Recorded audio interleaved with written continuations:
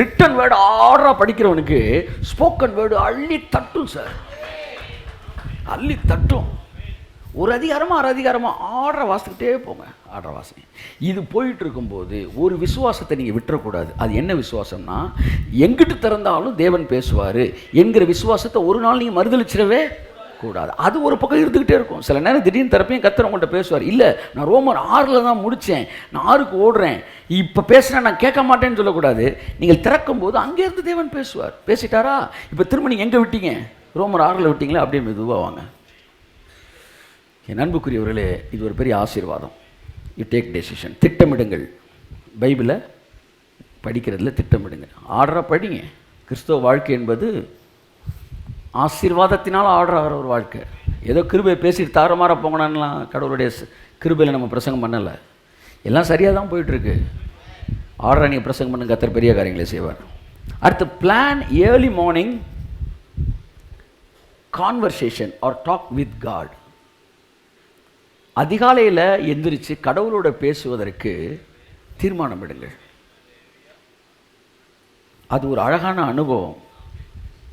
ஆவியானவர் சொன்னார், அது காலையில் ஜெபம்னு சொல்லாத அவன்கிட்ட டெய்லி அப்டேஷன். எல்லாம் சொல்லுங்கள். You update your self daily. Because grace, the word grace it self, it's a daily updated. அதாவது அந்த வேர்டோட மீனிங்கே டெய்லி டெய்லி அப்டேஷன். கிருபனை என்ன தெரியுமா? நீங்கள் ஏதோ ஒன்று முடிச்சு வச்சாரதான் நினைக்கிறீங்க. இல்லை, கிருபனா இன்றைக்கி போய் கட்டிங்கன்னா கிருபைக்கு வர மீனிங் இருக்கும், நாளைக்கு போய் கட்டிங்கன்னா வர மீனிங் இருக்கும். டெய்லி தன்னை அப்டேட் பண்ணிக்கிட்டே இருக்கும் கிரேஸ். அப்போ நீங்கள் ஏதோ ஒரு ரெவலேஷனில் நீங்கள் இதுதான் கிருபன் பேசிகிட்டு இருப்பீங்க. அடுத்த நாள் கிருபை தன்னோட இன்னொரு முகத்தை காட்டும். தினமும் தேவனோடு பேசுவதற்கு நேரம் ஒதுக்குங்கள். அதிகாலையில் மட்டும்தான் பேசணுமா? எந்த நேரம் வேணாலும் பேசலாம். எல்லாம் சொல்லுங்கள், எந்த நேரம் வேணாலும் பேசலாம். சத்தமாக சொல்லுங்கள். 8 மணிக்கு பேசலாம், 10 மணிக்கு பேசுவார், அவர் எத்தனை மணிக்கு வேணாலும் பேசுவார். ஆனால் உங்களுக்கு காலையில் தான் காது கேட்கும். 10 மேட்ரு. 8:30 மணிக்கு நமக்கு மிக்சி சவுண்டு வந்துடுது,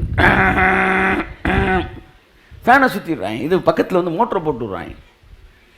அப்போ தேவன் பேசிகிட்டே இருக்கிறாரு. ஆனால் மனுஷனுடைய மனம் எப்போ தெளிவாக இருக்குதுன்னா அந்த ஏர்லி மார்னிங்கிறது இட்ஸ் அ பெஸ்ட் டைம். அவ்வளோதான். ஞானத்தை அதிகாலையில் தேடுனா கிடைக்குமா? ஏன்னா உங்கள் மைண்டு ப்ரிப்பேர்டாக இருக்கும். எத்தனை பேர் ட்ரை பண்ண போகிறீங்க? தீர்மானம் எடுங்கள். ஆவிக்குரிய வாழ்வுக்கு அடுத்த தீர்மானங்கள். ஏன் எடுத்தோன்னு ஆவிக்குரிய வாழ்வுக்கு அடுத்த தீர்மானம் எடுக்க வேண்டும் என்றால், உன் ஆத்துமா வாழ்கிறது போல நீ எல்லாவற்றிலும் வாழ்ந்து சுகமாக இருப்பாயின்றிருக்கு. ஆகவே ஆத்துமா எந்த அளவு நீங்கள் கேர் எடுக்கிறீங்களோ மற்ற லைஃப்பில் ஆட்டோமேட்டிக்காக அதோட பயங்கரமாக வளர்ந்துடும். So you must take decision which is connected with your spiritual life.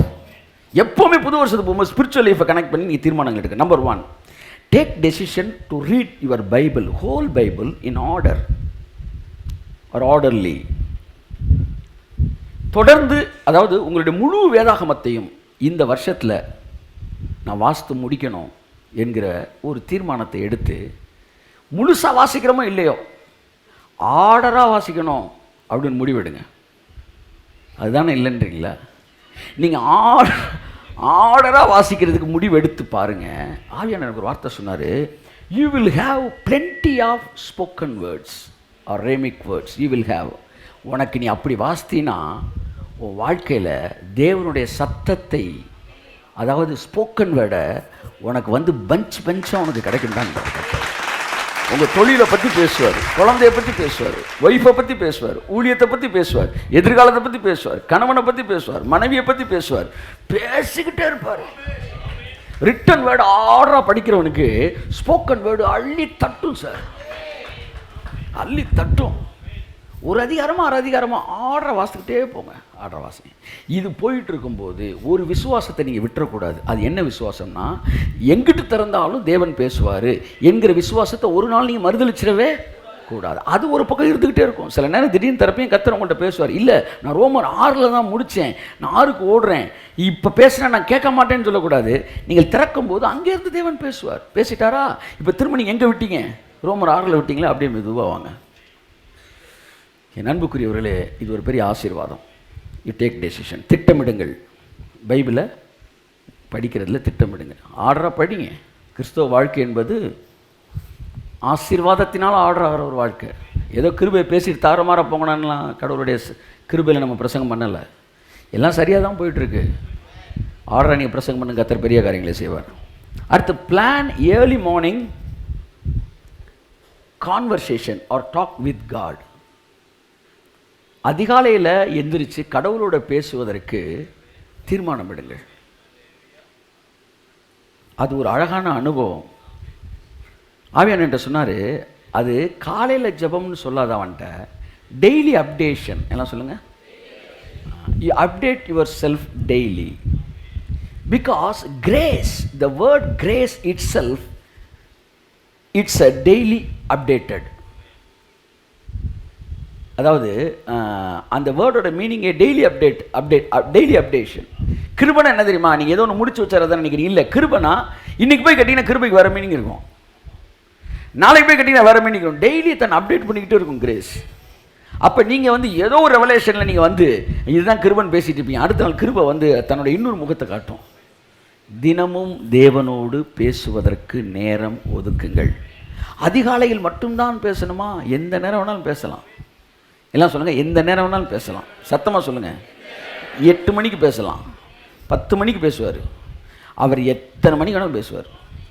ஆனால் உங்களுக்கு காலையில் தான் காது கேட்கும்.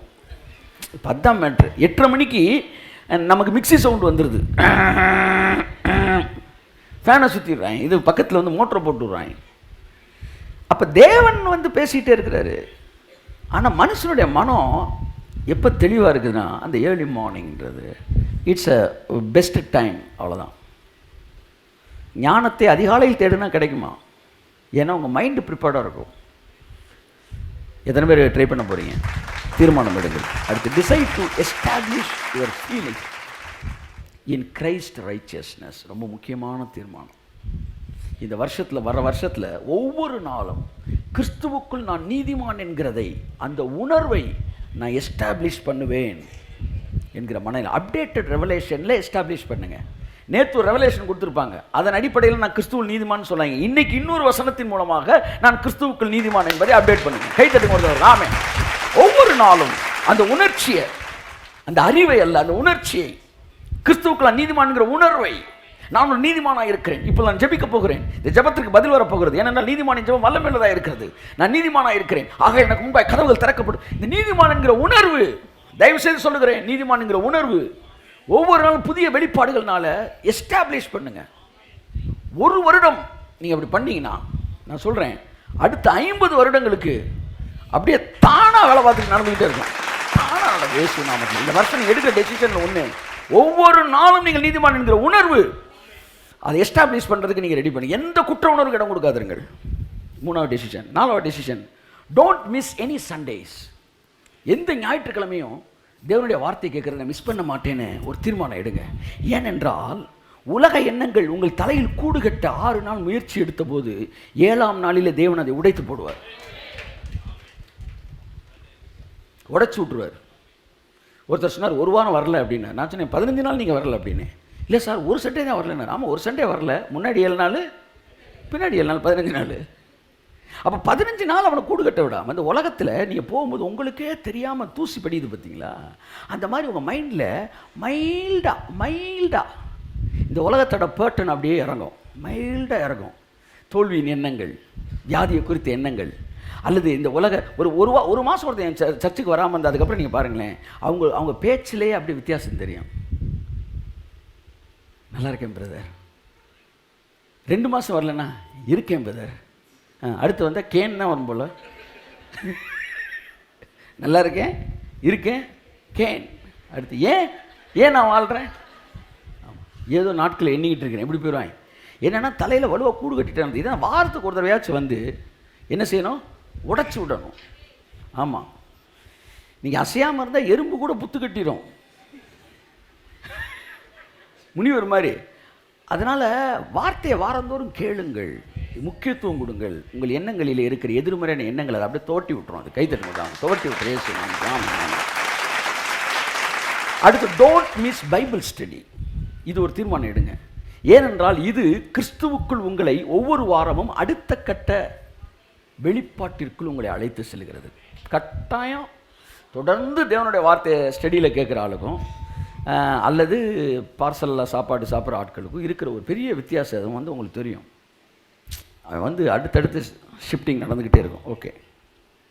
ஓகே 5 தீர்மானம் எடுக்க சொல்லியிருக்கேன். 6வது தீர்மானம், decide to spend money for your inner man. உங்கள் உள்ளான மனுஷனுக்கு பணம் செலவழிப்பதற்கு தீர்மானம் எடுங்கள். அதை காணிக்க போகிறோமே, காணிக்க வர காணிக்க பேசலை, spending money for the inner man, உள்ளான மனுஷனுக்காக. ஃபார் எக்ஸாம்பிள், புக்கு வாங்குகிறேன், ஒரு புக்கு வாங்குகிறேன் ஒரு 100 ரூபா கொடுத்து. இப்போ நான் என்ன செலவழிக்கிறேன்? உள்ளே இருக்க மனுஷனுக்கு காசு செலவழிக்கிறேன். செலவழிக்கணுமா? வெளியே இருக்கவனுக்கு செலவழிக்கிறேன்.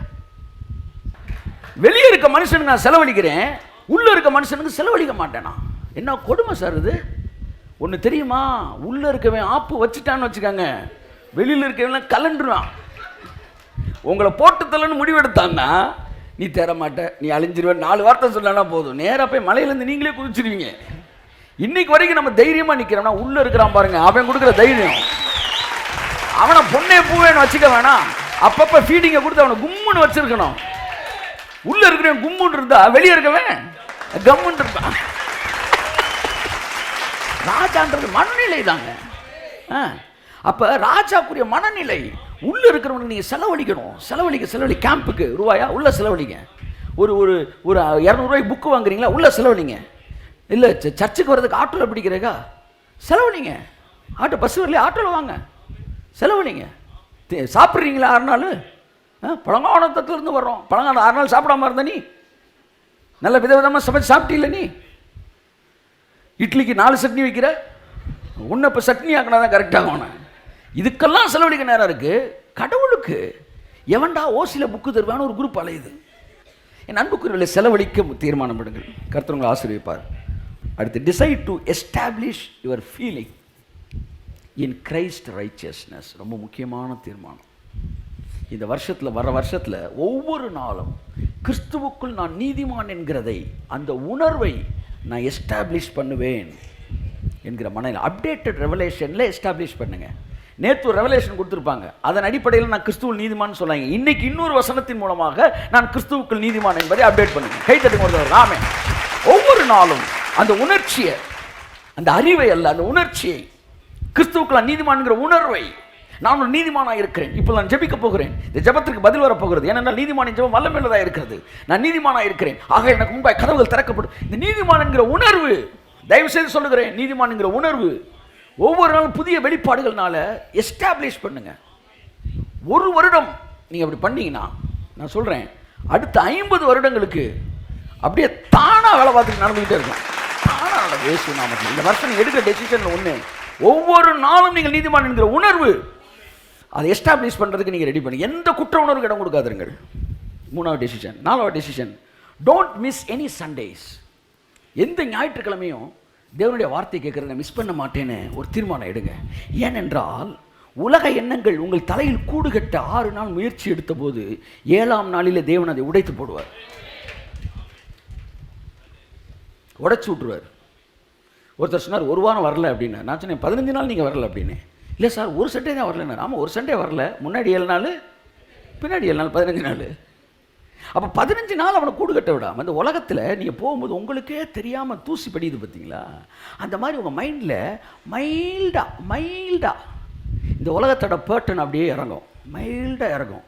தோல்வியின் எண்ணங்கள், வியாதியை குறித்த எண்ணங்கள், அல்லது இந்த உலக ஒரு மாதம் ஒருத்தர் என் சர்ச்சுக்கு வராமல் இருந்தால் அதுக்கப்புறம் நீங்கள் பாருங்களேன், அவங்க பேச்சிலே அப்படி வித்தியாசம் தெரியும்.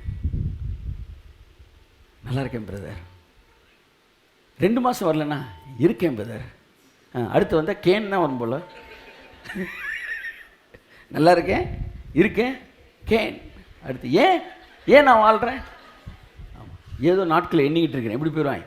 என்னென்னா தலையில் வலுவாக கூடு கட்டிட்டு இதான் வாரத்துக்கு ஒரு தடவையாச்சும் வந்து என்ன செய்யணும், உடச்சி விடணும். ஆமாம், நீங்கள் அசையாமல் இருந்தால் எறும்பு கூட புத்து கட்டிடும், முனிவர் மாதிரி. அதனால் வார்த்தையை வாரந்தோறும் கேளுங்கள், முக்கியத்துவம் கொடுங்கள். உங்கள் எண்ணங்களில் இருக்கிற எதிர்மறையான எண்ணங்களை அதை அப்படியே தோட்டி விட்டுரும். அது கைத்தட்டுதான் தோட்டி விட்டுறே. அடுத்து, டோன்ட் மிஸ் பைபிள் ஸ்டடி. இது ஒரு தீர்மானம் எடுங்க. ஏனென்றால் இது கிறிஸ்துவுக்குள் உங்களை ஒவ்வொரு வாரமும் அடுத்த கட்ட வெளிப்பாட்டிற்குள் உங்களை அழைத்து செல்கிறது.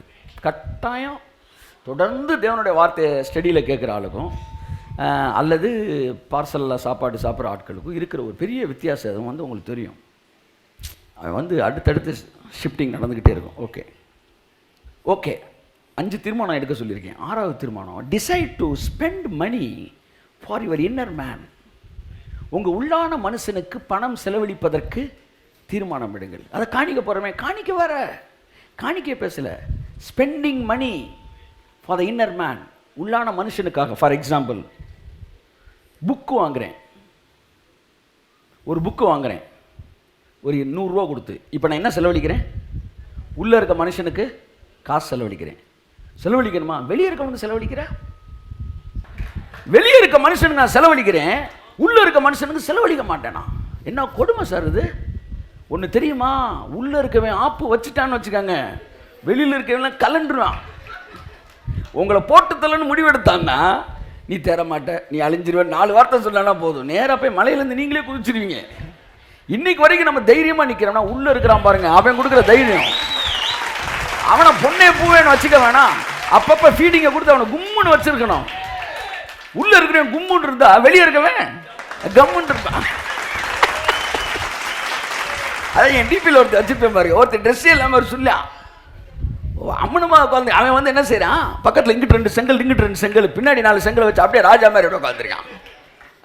கிங்ஷிப் இஸ் நாட் அன் வந்து என்னது, it is an attitude not out of ப்ராஸ்பரிட்டின்னு ஒரு இது இருக்கும். அதாவது ராஜான்றது மனநிலை தாங்க.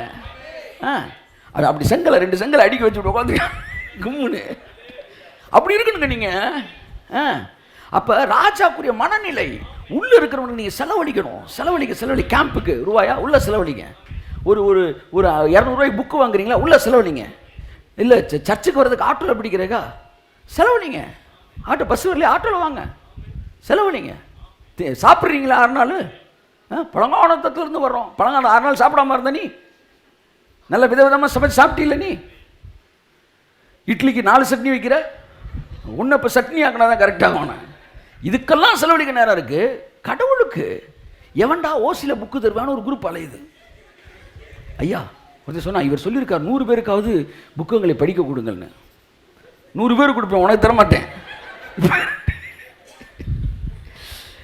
ஏன்னா அந்த காலத்தில் பைபிள் ஓசியில் கொடுத்து வெள்ளைக்காரன் கொடுத்து பழக்கிறாள், அப்படியே தெரியுது. அந்த வெள்ளைக்காரன் போயிட்டான், அந்த வறுமை நாவி போக மாட்டேது.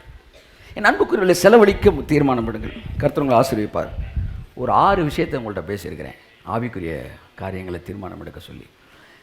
எழுதி வச்சாங்க, இல்லாட்டி யூடியூப்பில் போய் பார்த்து வீட்டில் உட்காந்து மெதுவாக நோட்ஸ். 2வது, சரீரத்துக்கு அடுத்த தீர்மானத்தை எடுங்கள். சரீரத்துக்கு அடுத்த தீர்மானம் எடு. 1வது, உங்கள் சரீரம் தேவனுடைய ஆலயமாக இருக்கிறது. இந்த சரீரத்தை நீங்கள் வந்து பேணி காப்பதற்கு நீங்கள் முடிவு எடுக்க வேண்டும் என்பது ஒரு முக்கியமான விஷயமாக இருக்கிறது. ஒன்று,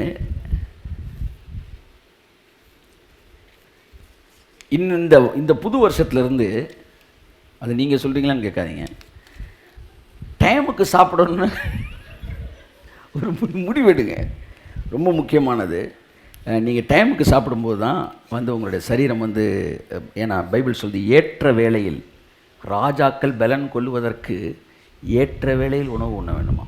கொஞ்சமாக சாப்பிட்டாலும் டைமுக்கு சாப்பிடுங்க. ஆஃபீஸில் 1:30 மணிக்கு பெல் அடிக்கணும், சாப்பாட்டுக்குன்னு பெல் அடிச்சிருங்க. என்ன, ஏன்னா என் பெரிய உழைப்பாளிகள் மாதிரி வந்து 2:30 வரைக்கும் வேலை பார்த்துக்கிட்டு இருக்கு. This is not good. திரும்ப 2 மணிக்கோ 2:30க்கோ வந்து கரெக்டாக என்ன செஞ்சுருங்க, பெல் அடிச்சிருங்க. இன்றைக்கி ஒரு முடிவெடுங்க, நீங்கள் அலாம் வச்சு சாப்பிடுங்க. 2வது, நல்ல உணவுகளை உண்பதற்கு என்ன செய்யுங்கள், முடிவெடுங்கள். இதெல்லாம் சாப்பிட மாட்டேன்ற ஒரு முடிவுக்குள்ளே நீங்கள் வாங்க. அடுத்து, டெய்லி ஒரு 1/2 மணி நேரமாச்சு நடக்கணும்னு முடிவெடுங்க. காலை எந்திரிச்சு நடப்பதெல்லாம் நன்மைக்கேன்னு சொல்லிவிட்டு அப்படி நடந்துக்கிட்டே இருங்க. அப்போ எல்லா தீர்மானத்தையும் உறுதியாக எழுதும்போது உறுதியாக என் மனசு இருந்துச்சு. இந்த தீர்மானத்தில் ரொம்ப மெதுவாக அப்படி கை நடுங்குச்சு. இது நடக்குமா? கர்த்தர் சொன்னார், தீர்மானத்தை நீ எவ்வளவு தோத்தாலும் அது வெற்றி தான்னார். தீர்மானத்தில் நீ எவ்வளவு தோத்தாலும் அது வெற்றி தான்.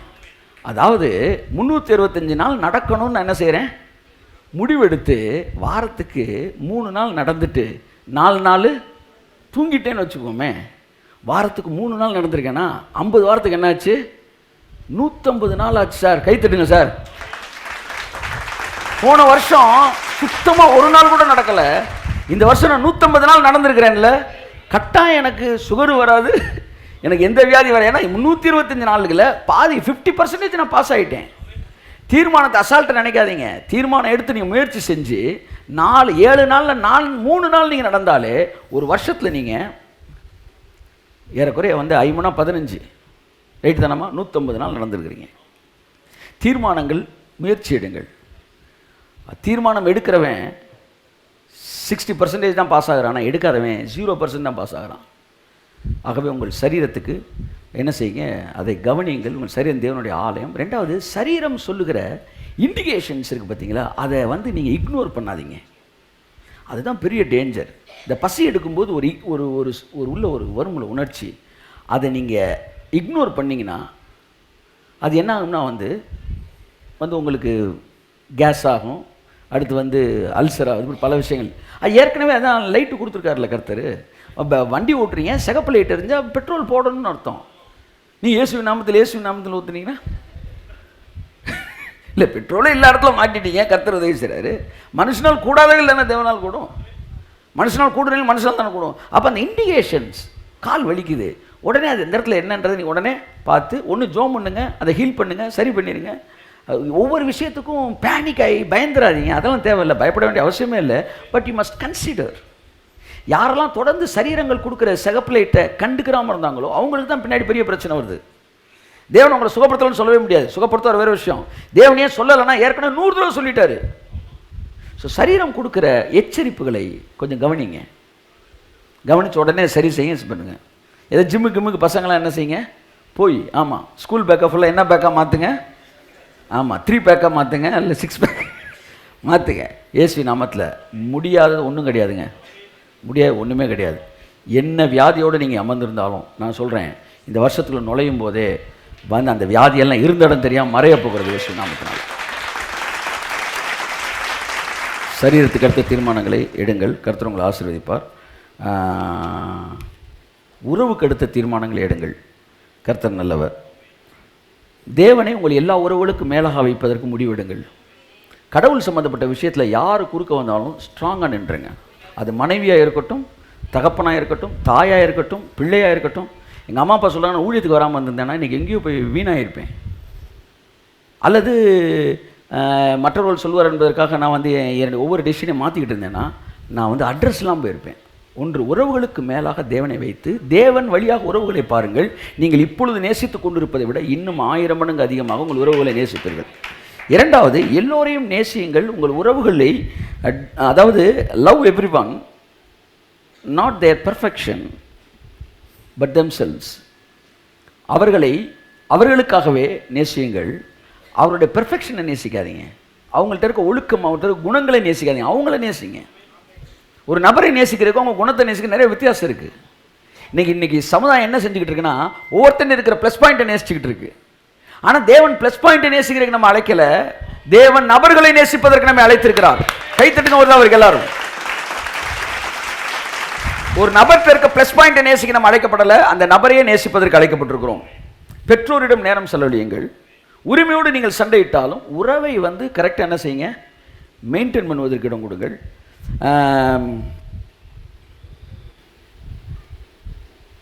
மனைவியிடம் பிள்ளைகளிடம் நேரம் என்ன செய்யுங்கள், ஒதுக்குவதற்கு தீர்மானம் எடுங்கள். இந்த வருஷத்தில் வாரத்தில் ஒரு நாள் I will spend time with my family அப்படின்னு தீர்மானம் எடுங்க.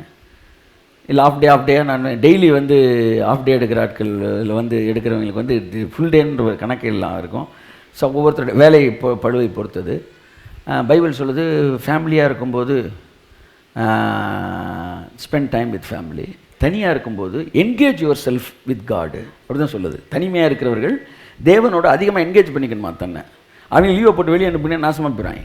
அவங்களுக்கு வேலையை கொடுத்து கடவுளோட இணைக்க வச்சுருக்கணும்.